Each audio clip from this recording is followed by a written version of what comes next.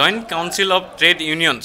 অসমৰ উদ্যোগত কেইবাশ শ্ৰমিক কৰ্মচাৰীয়ে শুকুৰবাৰে মূল্যবৃদ্ধি ৰোধ, অসমৰ বিদ্যুৎ খণ্ডৰ বেচৰকাৰীকৰণ আৰু বিদ্যুৎ মাচুল বৃদ্ধিৰ প্ৰস্তাৱ বাতিল, ৰাজহুৱা খণ্ডৰ উদ্যোগবিলাকৰ বিলগ্নীকৰণ বন্ধ কৰা আৰু পেঞ্চন বেচৰকাৰীকৰণৰ লক্ষ্যৰে প্ৰস্তুত কৰা বিধেয়ক প্ৰত্যাহাৰ কৰাৰ দাবীত গুৱাহাটীৰ জজ খেলপথাৰৰ সন্মুখত বিক্ষোভ প্ৰদৰ্শন কৰে আৰু প্ৰতিবাদী সমদল উলিয়ায়। বৰ্তমান কেন্দ্ৰীয় আৰু ৰাজ্য চৰকাৰে অনুসৰণ কৰা জনবিৰোধী নব্য উদাৰবাদী আৰ্থিক নীতিৰ তীব্ৰ সমালোচনা কৰি সংগঠনটোৰ যুটীয়া আহ্বায়ক হতনজীৱ দাসে কয়, জইণ্ট কাউন্সিল অফ ট্ৰেড ইউনিয়নছৰ অসমৰ আহ্বানত আজি সমগ্ৰ ৰাজ্যজুৰি যোৱা 1 ছেপ্টেম্বৰৰ পৰা প্ৰতিবাদী পষেক পালন কৰা হৈছে আৰু তাৰেই অংশ হিচাপে আজি ইয়াতে কেন্দ্ৰীয় সমাৱেশ, বিক্ষোভ আৰু সমদল সংগঠিত কৰা হৈছে।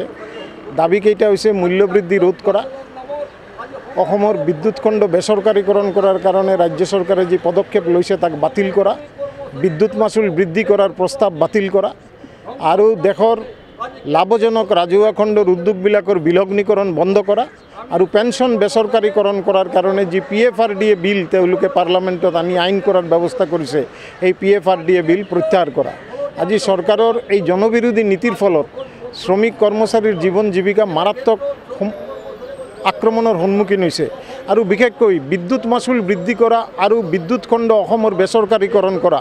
এইটো কেৱল মাত্ৰ সাধাৰণ ৰাইজৰ স্বাৰ্থ বিৰোধী নহয়, অসমৰ স্বাৰ্থ বিৰোধী। অসমৰ যি অৰ্থনৈতিক অনগ্ৰসৰতাৰ সমস্যা, সেই অনগ্ৰসৰতাৰ সমস্যাক এইটোৱে আৰু গভীৰ কৰিব। সেইকাৰণে আমি ৰাজ্য চৰকাৰৰ ওচৰতো দাবী কৰি আছোঁ যে এই সৰ্বনাশা পদক্ষেপ যাতে তেওঁলোকে প্ৰত্যাহাৰ কৰে। ভিডিঅ' জাৰ্নেলিষ্ট সুশান্ত দাসৰ সৈতে অমৰদীপ গগৈ, চেণ্টিনেল নিউজ, গুৱাহাটী।